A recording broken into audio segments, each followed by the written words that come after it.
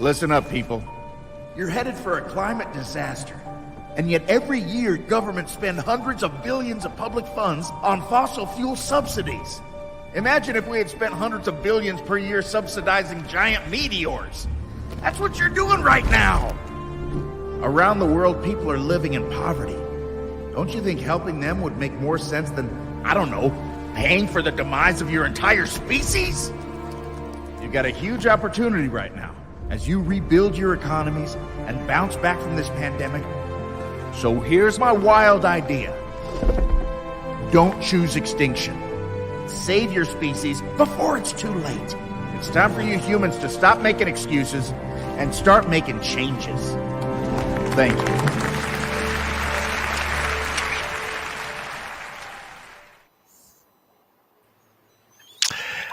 Good morning, good afternoon, and good evening to everybody. Welcome to the third event of the year in the One UN Diverse Talent series of career webinar events. First of all, many thanks to United Nations volunteers for hosting this event today. We are very grateful, and many thanks to colleagues around the globe from over 20 United Nations agencies who are here to come together to make this happen today. My name is Mehmet Korkmaz. I work with the Food and Agriculture Organization, FAO, in Rome, Italy, for the Learning and Performance branch in the Human Resources Division. And it is really my great pleasure to be with you today and moderate this panel discussion and a Q&A session which will be focusing on today's theme, which is environment and climate change careers in the UN. So just a few words about the Food and Agriculture Organization, which I am representing today. FAO is a specialized agency of the United Nations that leads international efforts to defeat hunger.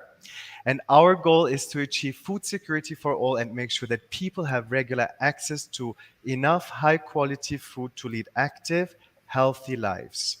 This is strictly entwined to environment and climate change, and we are really, really happy to be part of this initiative today.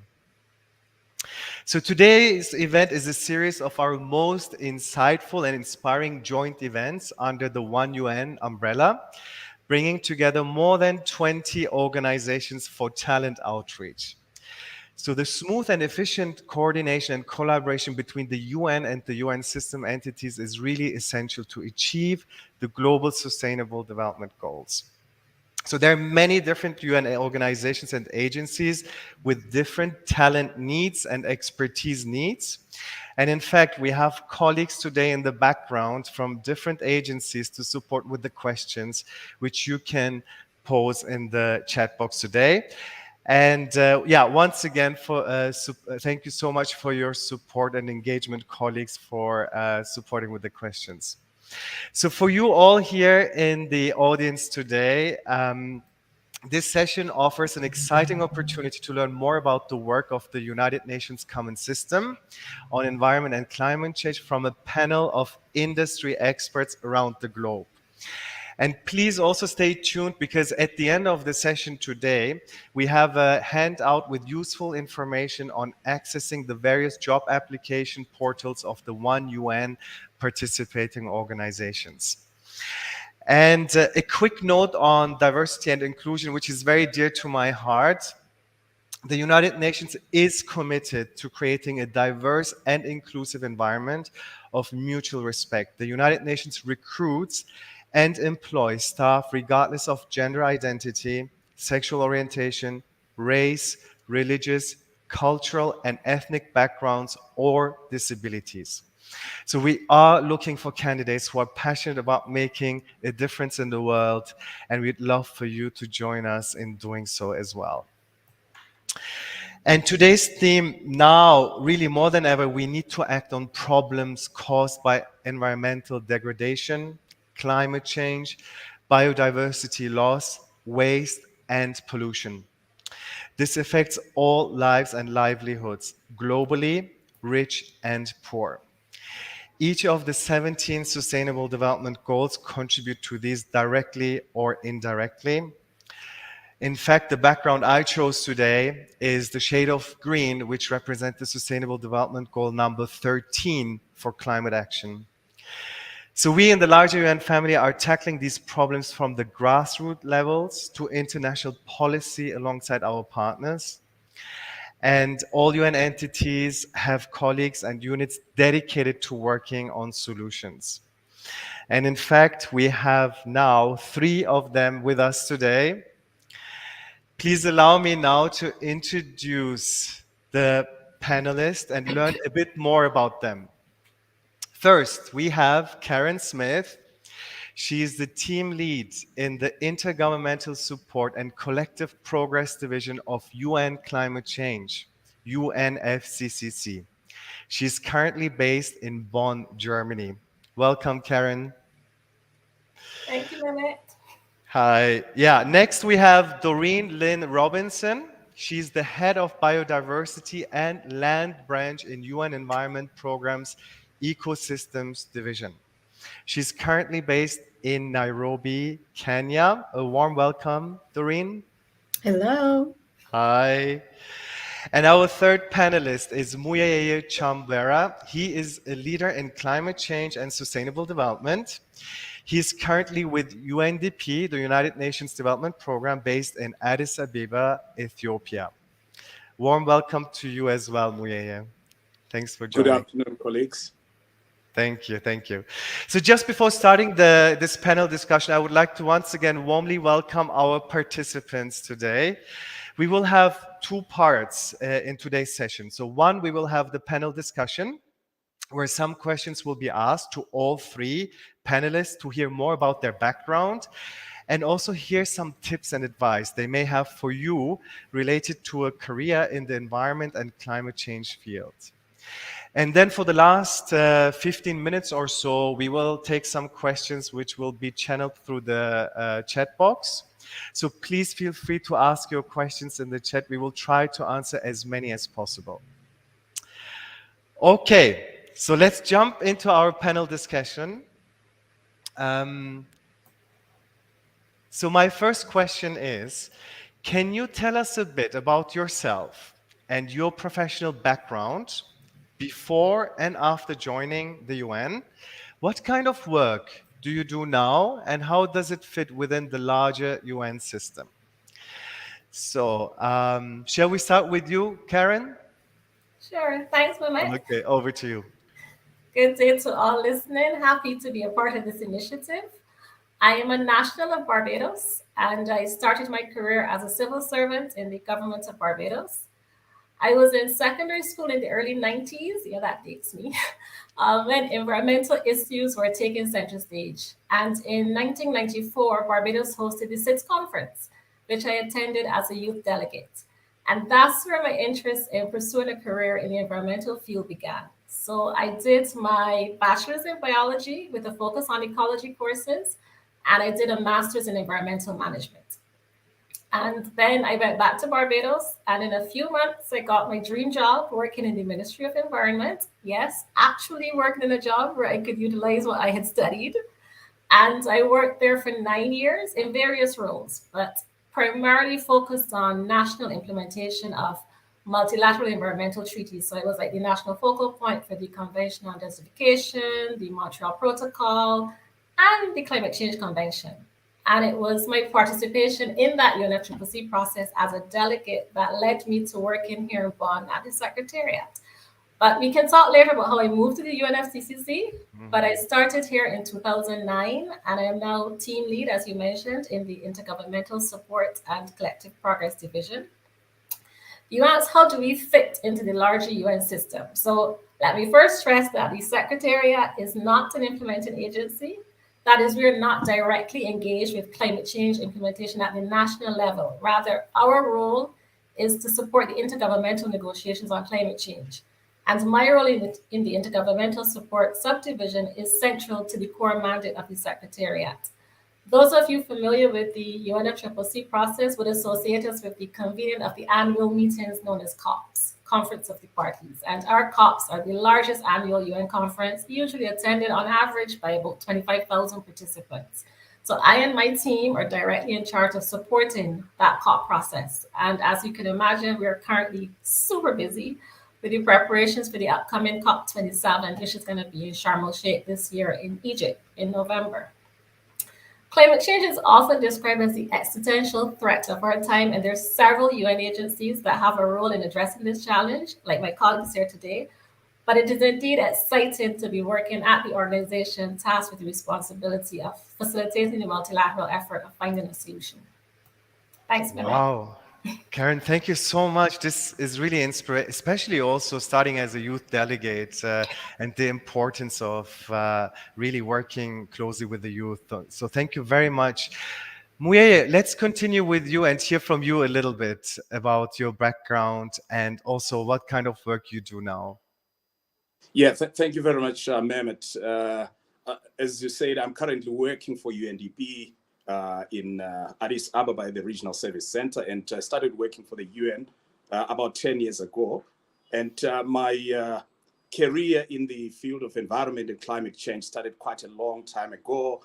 You know, when I was in university studying agriculture and agricultural economics, I did my undergraduate final paper on environmental management and environmental degradation in Zimbabwe, which I carried through to my master's and PhD degrees in the economics of environmental management. And in my work, you know, I started off working with NGOs in Zimbabwe, supporting farmers to adapt to climate change through climate resilient crop varieties. And I also worked for the Worldwide Fund for Nature in Southern Africa, you know, supporting community-based natural resources management, as well as natural resource-based enterprises. And then I moved on to the International Institute for Environment and Development at international level, where I did work on the economics of adaptation, through which I became a contributor, actually a lead author in the Intergovernmental Panel on Climate Change in the fifth assessment, and in the fourth assessment rather.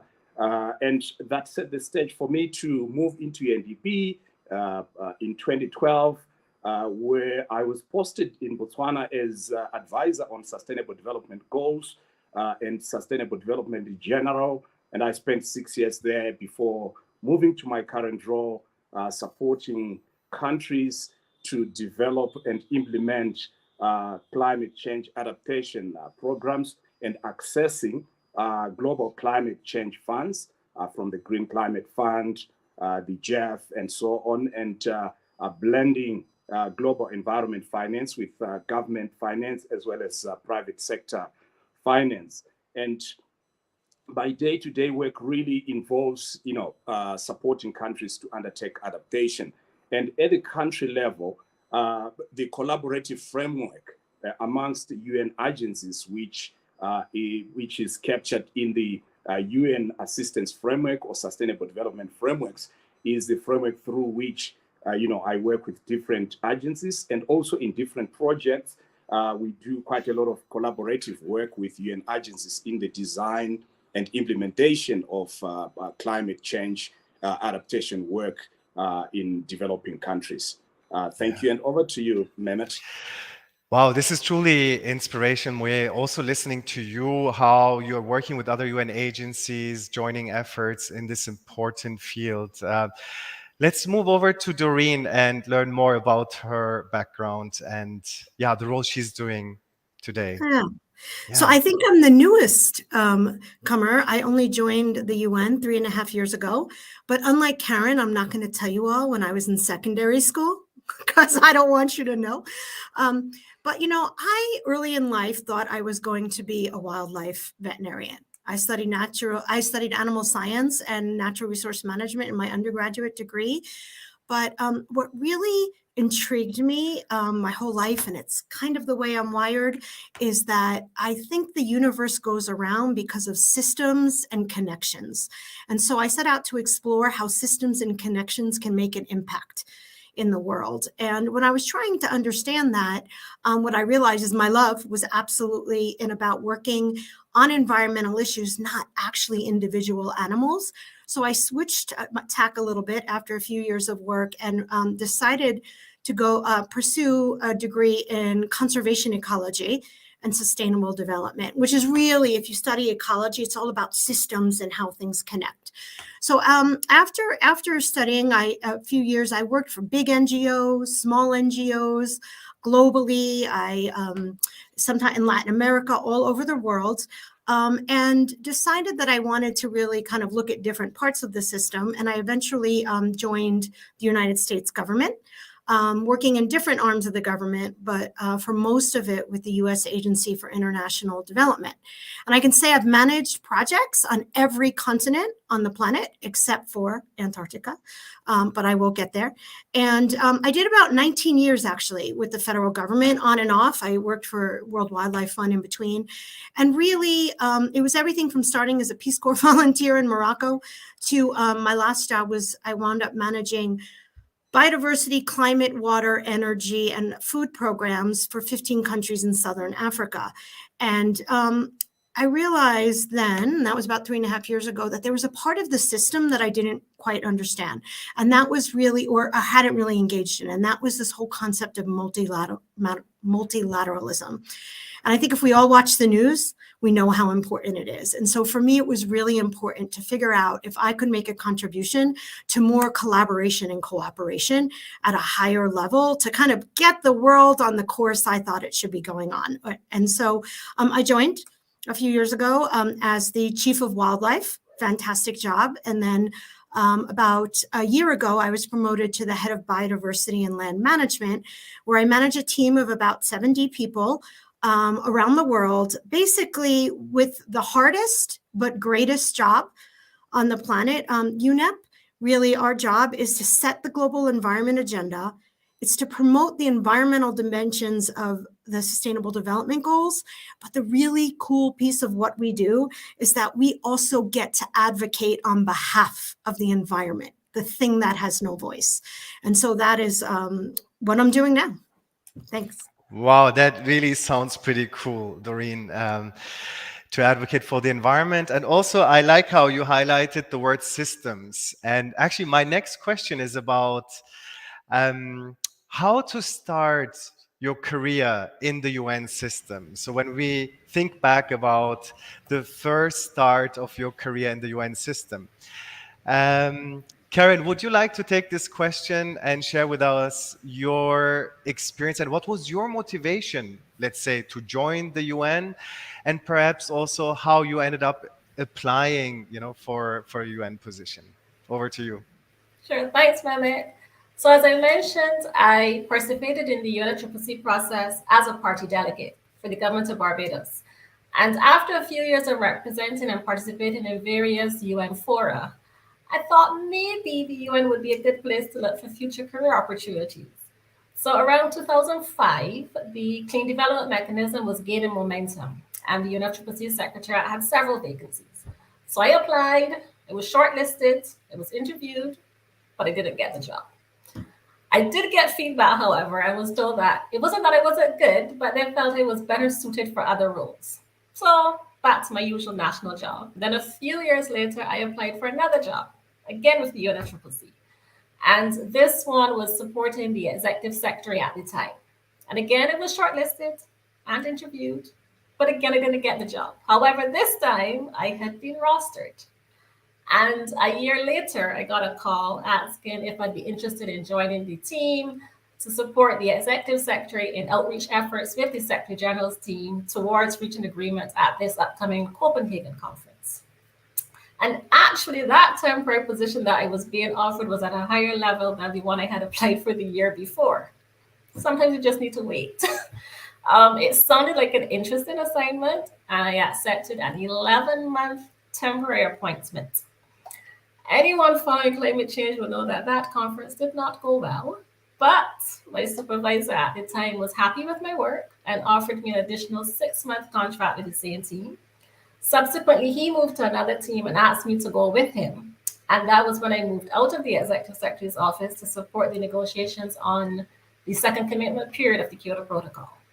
Still on a temporary contract, this assignment, although not one that I was initially super interested in, turned out to be what put me on the path to where I am now. That is where I got the experience supporting a negotiating body.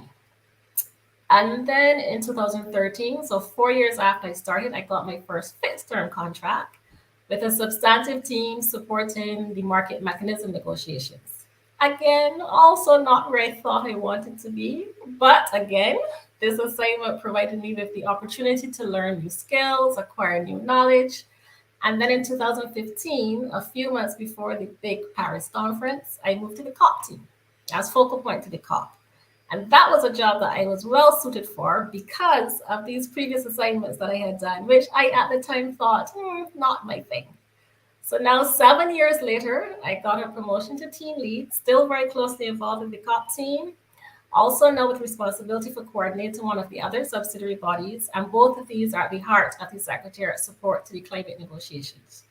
So the 11-month contract turned into a 13-year career with UNFCCC. So far challenging, interesting, and with diverse and enriching experiences. So a lesson to those listening who are interested in joining the UN, short-term contracts can be the start of your career. Over to you, Mehmet. Wow, that's such great advice, Karen. And also thank you for encouraging our talent here today. And you know what I love is your patience and your strong will. You haven't given up, right? And you also found your home and your niche, and it's really great to listen to your passion and and also really going for it all the way. So thank you for sharing that. Just a quick note, I had a chance to have a glimpse. We have participants joining us from so many different countries today. Just to name a few, we have people from Zambia, Turkey, Namibia, Ghana, Nepal, Malawi, Jordan, Thailand, Kazakhstan, the US, Mauritania, Niger, Burundi, Burkina Faso, Swaziland, Burundi, Guyana, Yemen, yes, and many, many more. So thank you everybody for joining us today.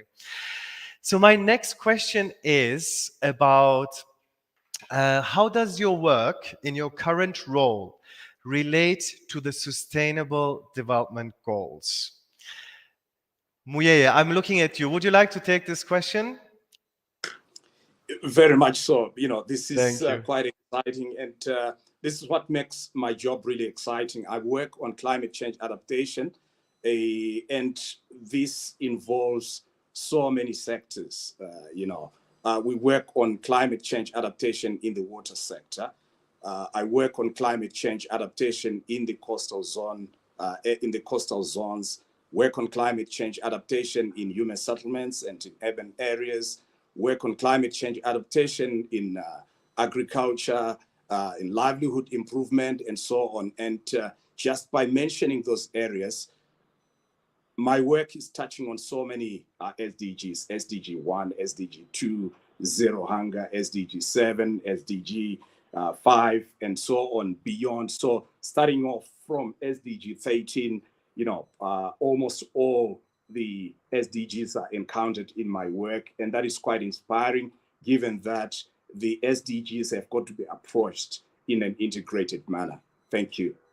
Yeah, so important. I mean, thank you so much for talking through the Sustainable Development Goals, Muyeye, and also showing the bigger context of the work we're doing. And it is really our roadmap, right? So when we look at the SDGs to achieve a better and more sustainable future for all. So we still have a few minutes before we move to the Q&A session. And if you allow me, I would also like to ask maybe a bit more of a personal question. And one of the questions I have on mind is, what was the best moment of your entire career? So maybe we can do a quick round and hear from each of you. What was the best moment of your entire career so far? Who would like to go first? Muyeye, I think you unmuted yourself. You want to go ahead? Yeah. Yeah, let me go ahead. There is a community in Liberia called West Point Community. And I work with highly vulnerable communities in all my work in different countries. But when you go to West Point, they're facing the sea, and there is a vivid illustration of how they're vulnerable to climate change. And I started going to Liberia, developing a project with that community since 2018. And every time that I go to West Point, I see that the coastline has moved into the community by a meter or two, and a few houses have been, eroded and destroyed, and so on. And we developed a project which was fairly complex because this is, adaptation in the coastal zones.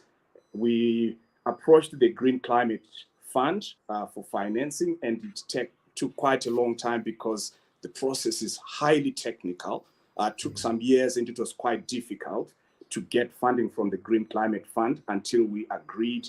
And in March last year, the Green Climate Fund board approved the project to finance the people of West Point. And to me, that was a very emotional moment in terms of seeing some of the global funds going to support the most vulnerable communities in the world. And I think that is going to stay with me for quite a while, how our work is useful to the most vulnerable people in the world. Thank you. Yeah, I can really sense the impact it had on you, Muyeo, as you were describing the moment. Doreen, let's hear from you.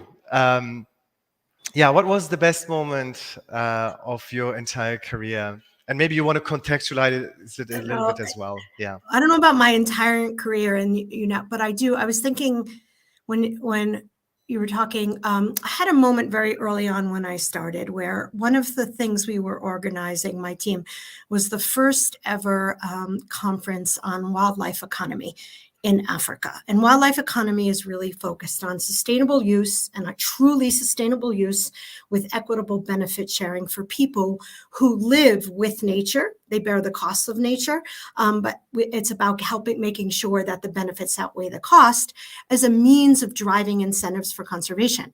So we hosted the first ever for Africa, recognizing how important this would be to really advance the agenda. And organizing the actual workshop was not the highlight because it was very complicated. We had 29 ministers, 5 sitting heads of state come. It was just a very complex thing to do, but there was a moment. We had brought together communities and indigenous people from around the continent and spent a day with them trying to help just facilitate what were their common messages and their voice. And we had a lot of members of the local communities that were quite young and were very, very nervous to speak up in front of this audience of ministers and presidents. And there was a moment during the conference when we had the sitting heads of state, all who had stayed on long before, they said they were going to have to go. And we had a young woman of about 19, 20 years old give up and give comments about how she felt about nature. She was a volunteer in the community who was working on community patrols trying to protect rhinos, elephants, and other species in Southern Africa. And she gave such a strong and pointed message, and it was harsh. And she was demanding accountability and protection and inclusivity and voice for communities.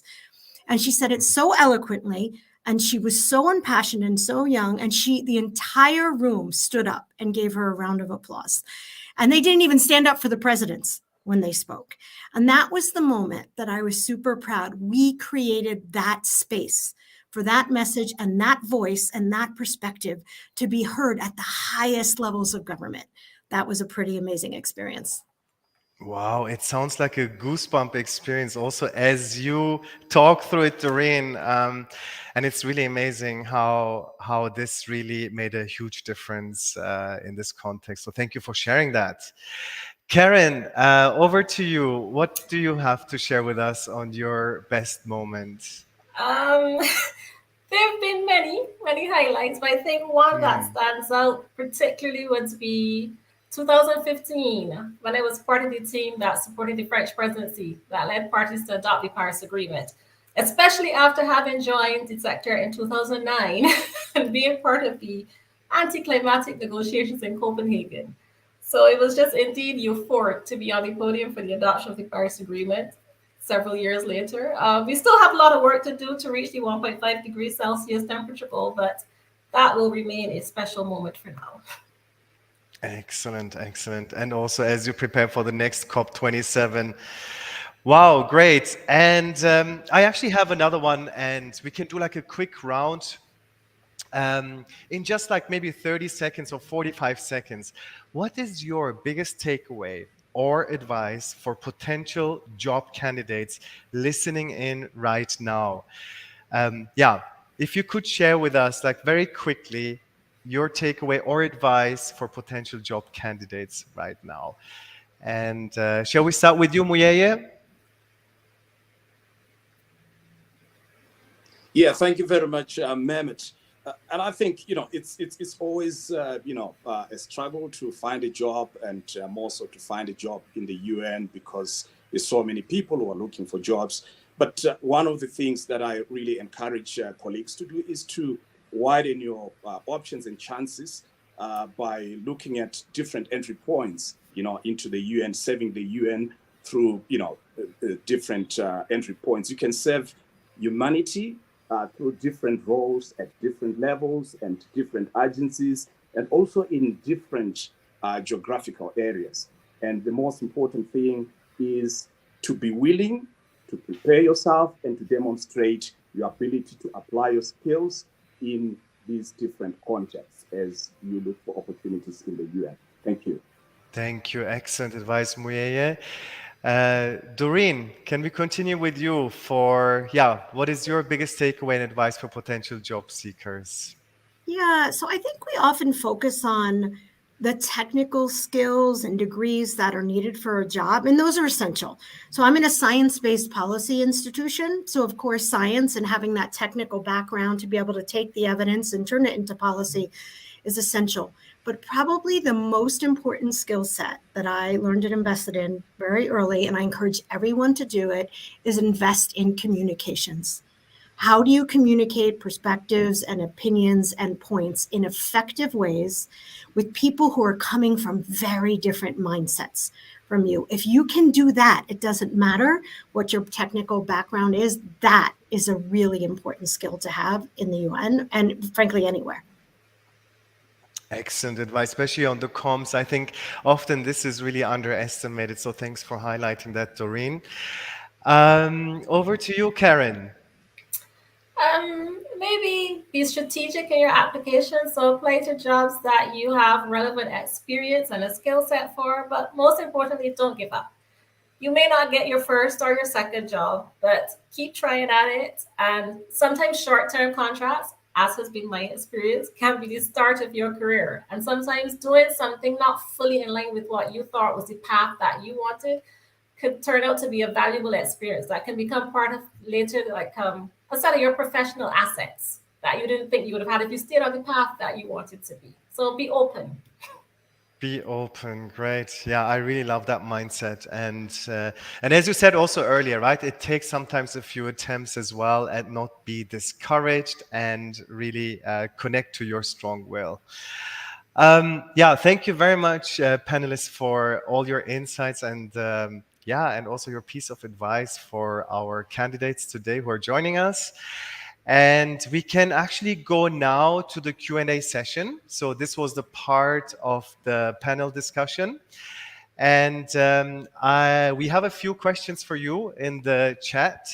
So the first one is a question potentially for you, Karen, and perhaps Doreen.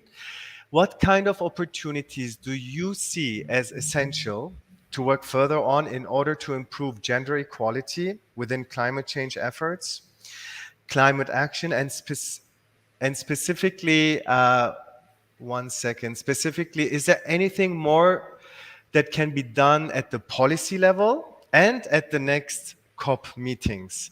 If you could also provide examples, that would be appreciated. So over to you.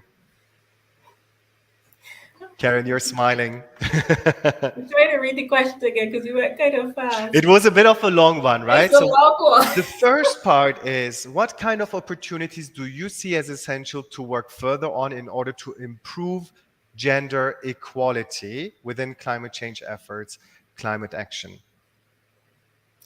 To be honest, I am not the gender. I don't do gender in my like Doreen seems to have some I did. She wants to pop up here. I'll pass on to Doreen first, and then I'll come back. Yeah. Yeah, no, I wanted to highlight two things. Well, one, what I think I'm really proud of is that the UN has a gender parity goal and perspective, and it's being applied. So it's also the UN is creating opportunities in its own jobs and hiring to make sure that there is a balanced perspective, a balanced and diverse perspective. But I think when it comes to climate, look, it's a great question. We don't have the time to answer it. There is a long way to go. But I think what's really important first is how we do consultations, who gets involved in climate decision making, how do we make sure those perspectives are at the table, and that we create those platforms and voice. And we do it, we don't just assume that gender and diverse perspectives are going to show up, but we purposely seek them out. So I think it's a very purposeful action that has to be woven into not just the climate COP, all of the multilateral negotiations. And I think there's also one thing we can do is also, member states, when they set up their delegations and their participants, it's something that they too very much have to think about, is who they bring to these agendas and who they bring to the table, and creating that space for those diverse perspectives in a purposeful way is really important. Thank you so much. Doreen, do you want to add? Yeah. Yeah, we do have that in the climate change process in terms of encouraging female delegates to come. When we do our application processes, we encourage female applicants to apply. There's a full gender work program. So if the person who wrote the question can drop me a message, I can put them in touch with our gender focal point, who can go on ad nauseum on the opportunities in terms of the gender. Excellent, Karen. Thank you so much for that offer. And it's such an important topic, and also bringing everybody together at the table and really influencing the agenda here. I have another question here coming from the audience, which is, I am finishing a PhD in bioinformatics, and I really would love to find an opportunity to make the difference in the world. That's why I started to look for opportunities in the UN. I created my profile on Inspira, but I couldn't find any particular position that really fits my profile. And I feel a little bit lost. Do you have a suggestion about a particular agency group where I should look for opportunities? So this person has a PhD in bioinformatics. Do you have any piece of advice for this person?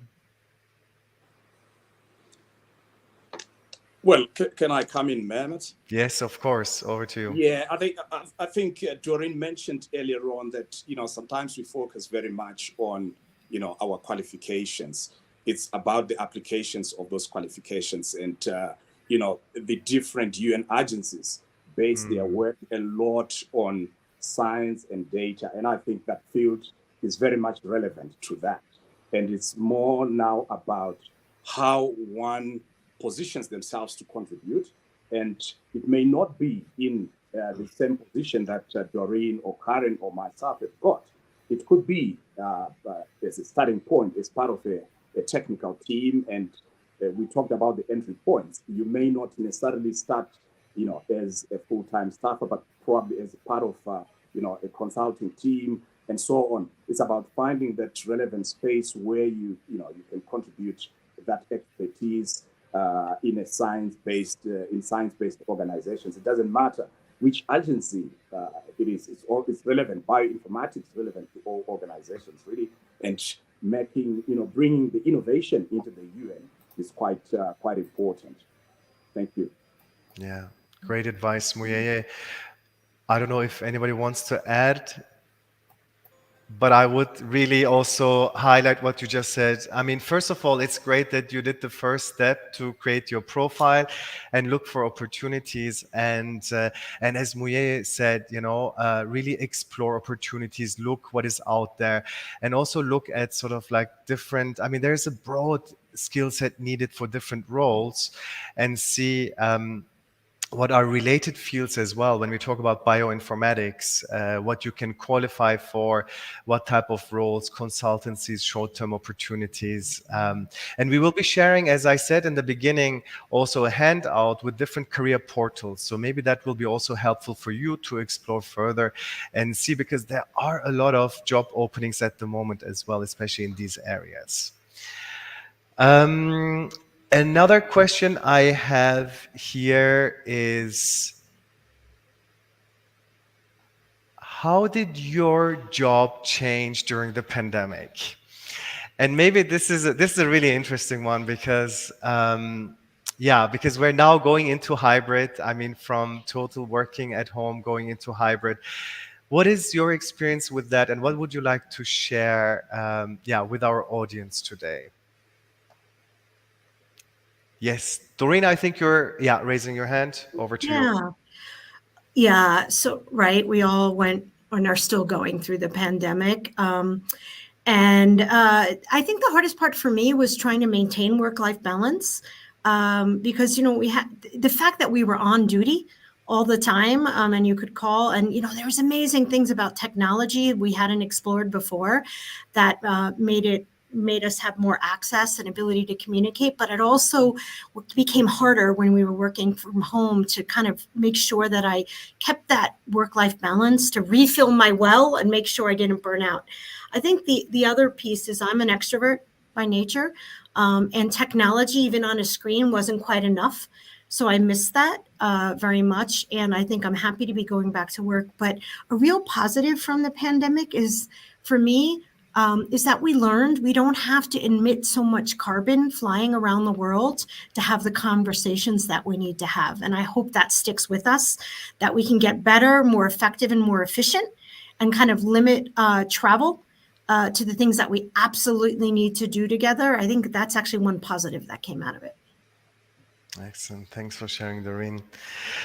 And I can see also that it resonates with our panelists as you were sharing your experience. Yeah, so picking up for what you said about not having to fly, maybe we had to actually do a lot of our events and our meetings online. One of the hardest parts was trying to fit all of the time zones into suitable periods. So we had to end up doing sessions in like 2 parts, and invariably somebody was up at 2 or 4 a.m. But that was one of the most challenging parts, trying to fit into people's personal lives, but still have meetings at times that made sense, which is not possible. So we were all inconvenienced. Yeah, thanks so much, Karen. So I have one last question here, which is around one, or actually more questions are coming in, but as we're closing very soon, I just want to, okay, so I see here one, United Nations job description emphasizes so much on work experience, most times even above 3 years or more. Can the panelists throw more light on this? It's around the job description and the work experience that is needed. And often it's above 3 years or more. Yeah. Who would like to? Yeah, Doreen, over to you. No, I would just say, the work experience is necessary in terms of the ability to perform the duties. But I would really encourage folks who are interested, if you don't have that full work experience, there's other ways. I think others talk about, there's the UN volunteers, there's different, you can get consultancy jobs or short-term things. We'd hire independent contractors sometimes at more junior levels as a way to build that up within the system so that you can meet those minimum requirements. So I would, again, I'm going back to something everybody else said. Look around, be flexible, because there's many, many ways in. It's not just always the full-time job. Yeah, and I agree with that also from an HR perspective. I mean, we listened to Karen as well in the beginning, how she described from a temporary role, how she made it to a more permanent role in the UN. There are different openings and different requirements for openings. We have also openings where there is only 2 years of work experience needed, or maybe perhaps 1 year. There are internships, there are consultancies, there are different roles within the UN family, also the UN volunteers, where there are different requirements, and please explore those opportunities.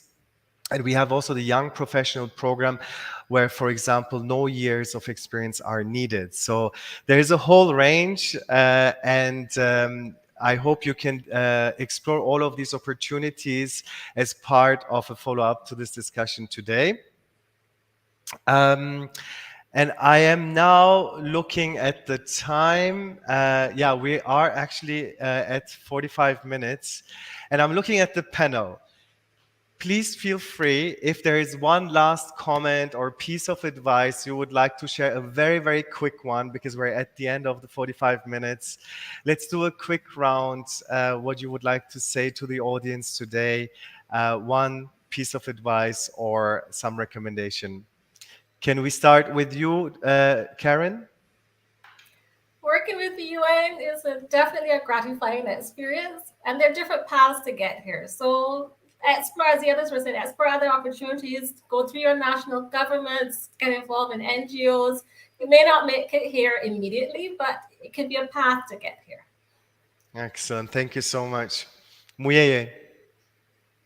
Yeah, thank you very much. I think, again, working for the UN is quite a big privilege because we are influencing people's lives. And, there's quite a lot of work to be done, and a lot of colleagues spend, a lot of time. And therefore, I always think that when you want to come to the UN, you really have got to develop that passion. And I think every one of us has got that passion. And I think it's a good driver and motivator to keep on looking for these opportunities, even when it is difficult.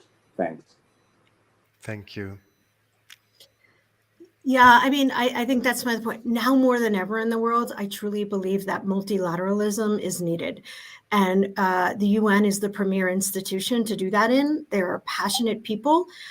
There may be some myths out there about bureaucrats or paper pushers, but I know I'm surrounded by passionate people who want to make a difference on the planet. So I think it is a very gratifying place to go. Wow, thank you very much for your advice. And I would like to thank you. It was really an inspiring conversation to have with you. And thanks for sharing your background and expertise, and also your career path within the UN. And I also want to say thank you to all the colleagues in the background. There are many colleagues who are collecting the questions and helping us to address them today. And there will be more events in the future, so please stay connected. And we would like to also point out that we have a lot of different opportunities and programs that can be found on the career portals.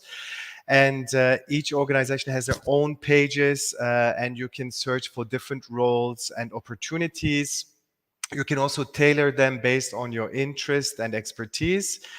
And please also follow us on the social media channels. Some of you already do that. And thank you really today for participating to make a difference for our planet, for such an important topic. And of course, for your interest in joining the UN family, and for all the great questions you have shared today with us. Thank you very much to everyone and to our panelists today.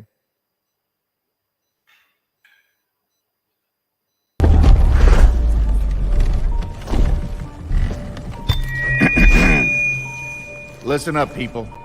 You're headed for a climate disaster. And yet every year, governments spend hundreds of billions of public funds on fossil fuel subsidies. Imagine if we had spent hundreds of billions per year subsidizing giant meteors. That's what you're doing right now.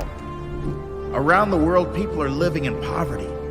Don't you think helping them would make more sense than, I don't know, paying for the demise of your entire species? You've got a huge opportunity right now as you rebuild your economies and bounce back from this pandemic. So here's my wild idea. Don't choose extinction.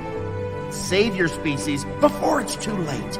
It's time for you humans to stop making excuses and start making changes. Thank you.